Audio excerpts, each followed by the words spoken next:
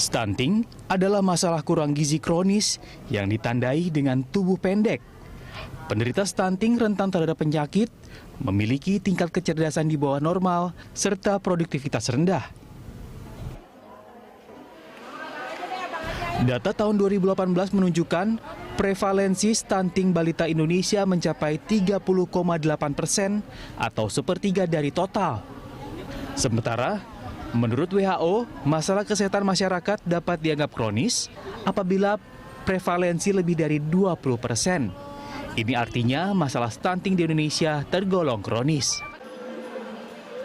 Stunting terjadi akibat rendahnya asupan gizi pada 1000 hari pertama kehidupan, yakni sejak janin hingga bayi berumur 2 tahun.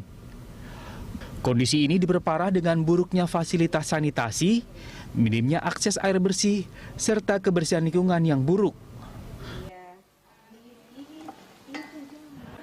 Pemerintah telah membentuk strategi intervensi stunting. Pada tahun 2019, menargetkan dapat mencakup 160 kabupaten kota hingga 514 kabupaten kota pada tahun 2021.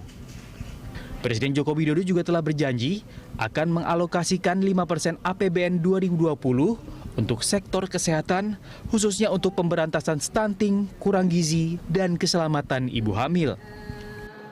Masalah stunting tak boleh dianggap remeh, karena kedepannya masalah stunting akan mempengaruhi kualitas generasi yang akan dapat menghambat pertumbuhan ekonomi, meningkatkan kemiskinan, dan memperlebar ketimpangan. Tim Liputan, Berita 1.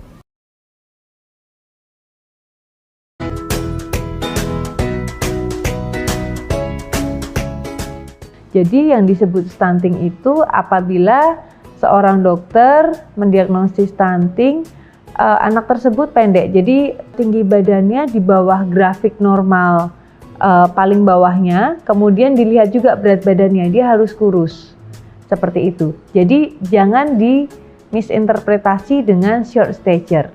Kalau short stature, anak tersebut akan mungkin tidak terlalu tinggi, mungkin juga pendek, tapi dia cerdas sekali, sehat sekali, tidak ada infeksi. Sejak kecilnya juga tidak ada kesalahan pemberian makan, tidak kekurangan nutrisi yang adekuat. Itu yang disebut short stature.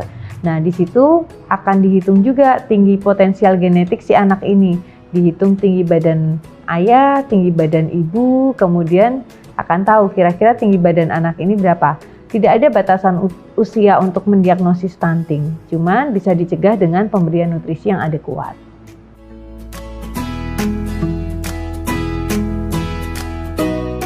Jadi penyebab stunting itu karena tadi faktor infeksi, karena dia terinfeksi sejak lama, ada infeksi yang kronis, yang penyakit yang menyertai sehingga pertumbuhan badannya terganggu, penyerapan nutrisinya terganggu, mengakibatkan dia pendek dan kurus.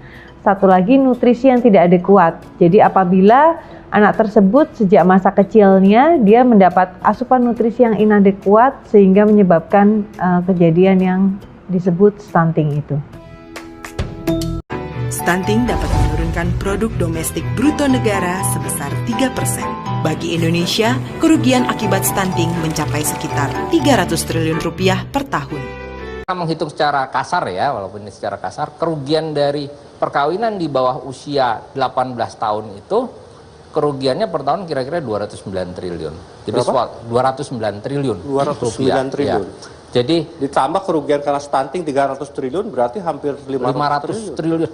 Lebih, coba bayangkan kalau mereka menikah di usia 16 tahun. Ya. Padahal dia bisa sampai usia 18 tahun SMA, tapi dia tidak melanjutkan SMA. Ya.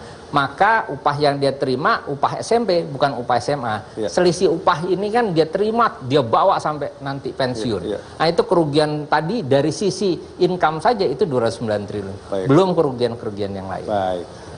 Stunting dapat menurunkan produk domestik bruto negara sebesar 3%. Bagi Indonesia, kerugian akibat stunting mencapai sekitar 300 triliun rupiah per tahun. Namun, masih ada harapan dan jalan keluar. Stunting bisa dicegah dengan memastikan kesehatan dan kecukupan gizi pada 1000 hari pertama kehidupan. Dimulai dari janin sampai anak berusia 2 tahun. Ini bisa dicapai tercapai bila ibu hamil makan makanan yang bergizi seimbang, terutama makanan bersumber protein hewani agar janin sehat dan bayi lahir selamat. Ibu memberi bayinya ASI saja selama 6 bulan pertama, lalu melanjutkan dengan memberi makanan pendamping ASI dengan jumlah, frekuensi, dan keberagaman yang cukup. Mereka juga harus tinggal di lingkungan yang bersih, di mana setiap orang menggunakan jamban sehat. Agar kondisi ini terwujud, keluarga dan masyarakat perlu dukungan. Pemerintah perlu merevitalisasi posyandu sebagai sarana pendidikan gizi dan pemantauan tumbuh kembang balita.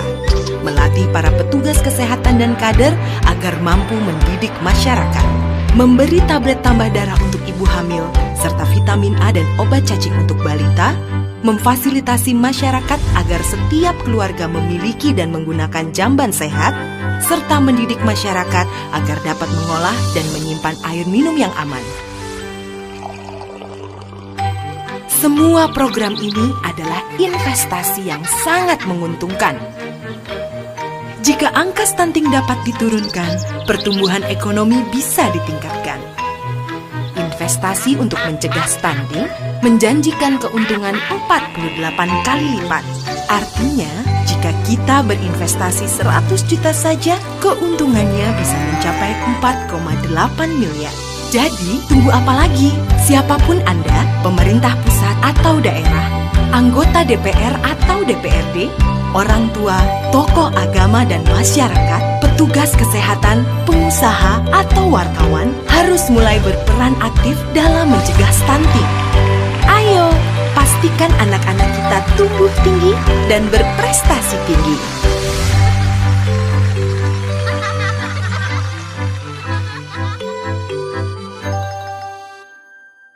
Kali ini saya ingin menunjukkan program pengurangan kekerdilan atau stunting yang telah kita lakukan dengan pemberian makanan tambahan, dengan kampanye lewat posyandu yang kita harapkan nanti ini bisa betul-betul mengurangi stunting. Presiden Bank Dunia Jim Yong Kim mengapresiasi upaya pemerintah dalam menangani stunting. Menurutnya, Indonesia telah menunjukkan komitmen yang kuat dalam menangani dan memberantas kekerdilan anak. Ada kaitannya dengan tadi yang Mas Sony utarakan, tapi saya kaitkan dulu dengan kaitannya dengan solusi stunting ya.